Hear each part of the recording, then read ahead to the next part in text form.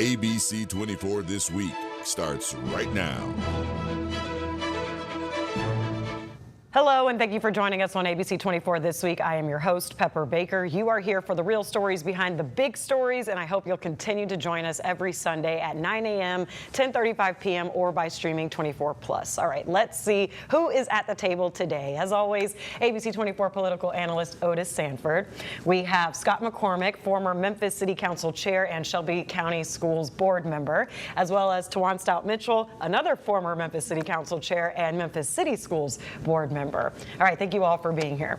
Let's get to today's agenda. First, we are taking a closer look at the candidates for the newly drawn congressional map that splits Shelby County into 3 districts. Second, the outcome of the hearing on the NAACP lawsuit and the organization's call to boycott Southern schools' athletic programs because of voting rights.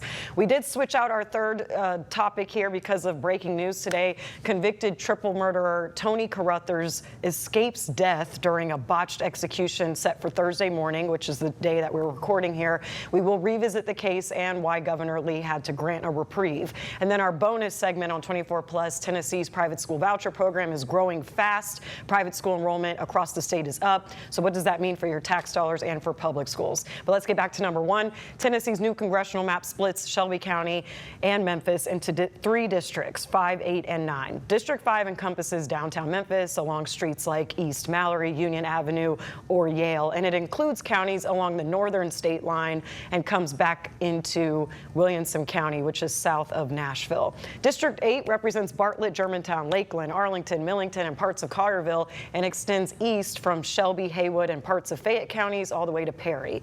And District 9, which is no longer the state's Democratic majority black congressional district and no longer has incumbent Steve Cohen in the race, it now stretches from Whitehaven and Orange Mound, goes along the Tennessee-Mississippi state line and up to parts of Williamson County, which is basically, again, the south suburbs of Nashville.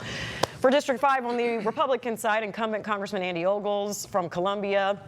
There's also Dr. Charlie Hatcher, who is a Tennessee Commissioner of Agriculture. On the Democratic side, Columbia Mayor Chaz Mulder is facing off against Memphis City Councilwoman Yolanda Cooper Sutton, and also there's activist Devontae Hill, people are familiar with. District 8, the lone Republican and incumbent David Kustoff. On the Democratic side, there's criminal court clerk Heidi Kuhn, who is also coming off of her Shelby County mayoral campaign. These are front runners that we are predicting. And then District 9, on the Republican side, we have State Senator Brent Taylor, who's going against perennial candidate Charlotte Bergman.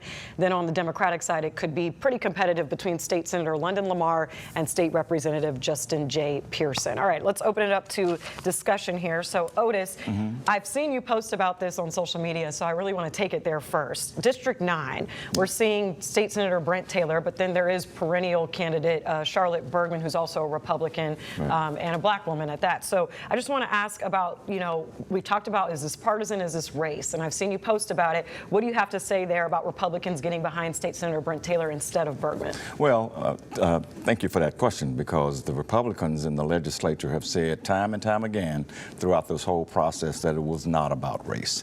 It was all about politics, and all they wanted was the 9th congressional district to go into the Republican hands. In past years, they have been lukewarm supportive of Charlotte Bergman as much as they could be.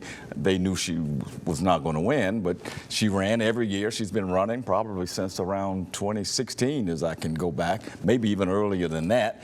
And now that the district is pretty much solidly Republican in terms of the lines that have been drawn, they have dropped her like a ton of bricks. And now they are all in on Brent Taylor.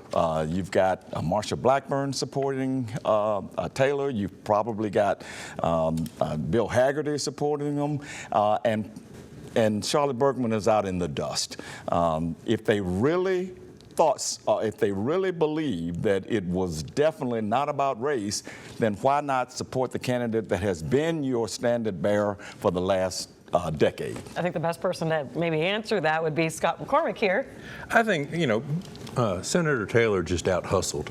He, when he realized he would have this opportunity, it's been his desire to go to Congress. He ran for Congress way back, as he likes to refer to his beating that he got from Marsha Blackburn. It's been on his list that he wants to go to Congress, and when this opportunity arose, he got out there and he did. He got Marsha Blackburn, he got Senator Bill Hagerty, he got a majority of the state senators and legislators to back him. I mean, every day he's posting on his social media a new endorsement. He'll be well funded. He can self-fund his campaign, but he will also raise a lot of money, and he's got great name ID.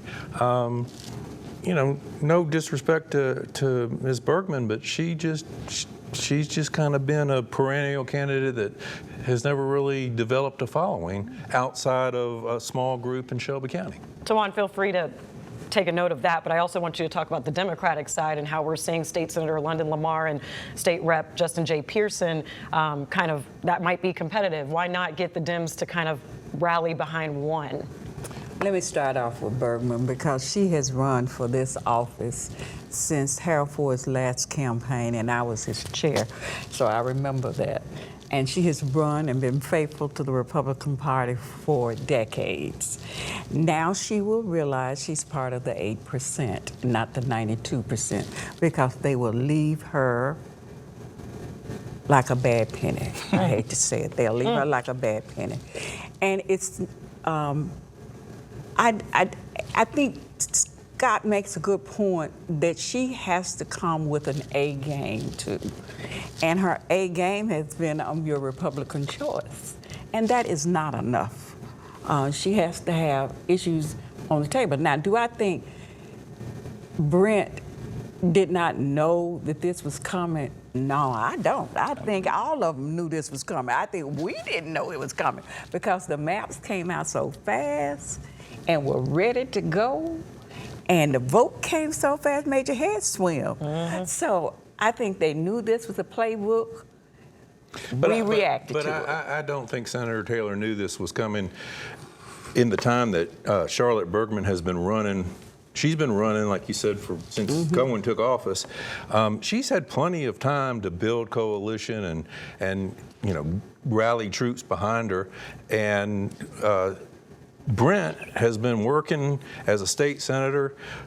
He's a very polarizing candidate. I mean, people love him, people hate him. But he has been working hard to show that he wants to make a difference in Memphis. Make Memphis matter is his mantra.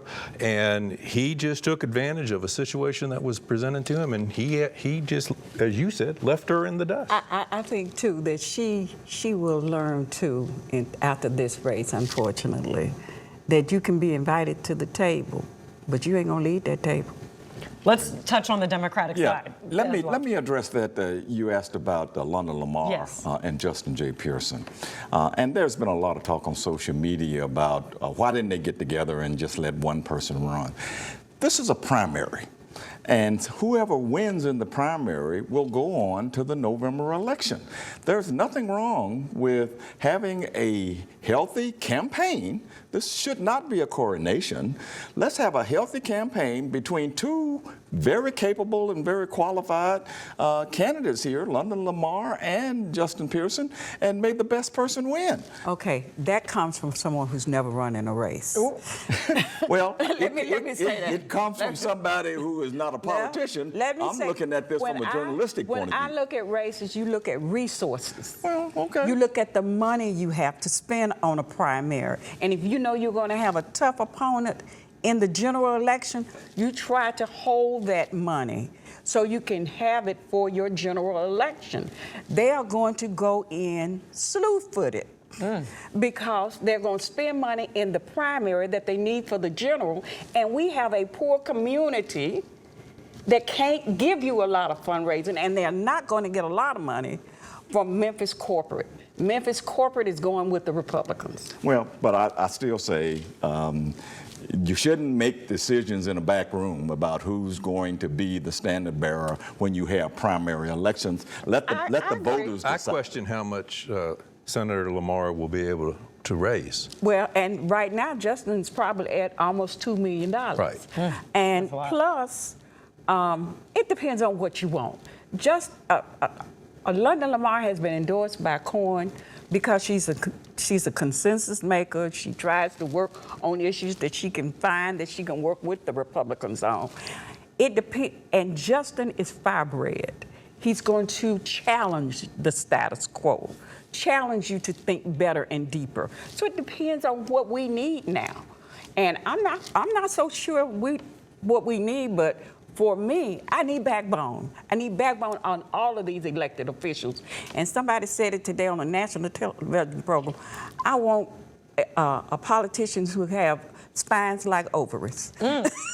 That would be strong. We're running into time. I'm sorry, Okay. Otis. I know we didn't even get to District 8, and I do want to say Cohen. Well, District 5 is really what, and 8, right? Yes, and Cohen also endorsed Chaz Mulder from Right. District 5. So Right. more to come on that. I'm sure we'll continue talking about that. When we come back, we're going to talk about the legal challenge that this new congressional map faces, as well as the call for a boycott of Southern schools. We'll get into it.